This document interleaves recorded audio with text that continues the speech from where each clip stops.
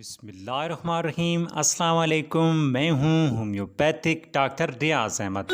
اگر آپ کا پروسٹیٹ گلینڈ اپنی قدرتی حالت سے سائز میں بڑھ گیا ہے، آپ کے پروسٹیٹ گلینڈ میں ورم اور سوجن ہے جس کی وجہ سے آپ کو پیشاب قطرہ قطرہ کر کے آتا ہے، آپ کو شدید جلن اور درد ہوتا ہے، آپ کو پیشاب بار بار آتا ہے، مثانہ بھاری اور اس میں درد ہوتا ہے، آپ کے پیشاب روکنے کی صلاحیت کم ہو گئی ہے، آپ کو پیشاب پیلا آتا ہے، تو اس کے لیے آپ میرا کلینکلی آزمایا ہوا کمبینیشن چائمافیلا کیو، ارٹیکا ڈائیوسیا کیو، پاپولس ٹی کیو، ان کو آپ نے سیم مقدار میں مکس کر لینا ہے اور اس کے 10 سے 15 قطرے دن میں 3 دفعہ استعمال کرنے ہیں۔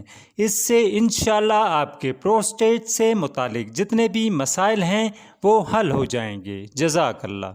بسم اللہ الرحمن الرحیم۔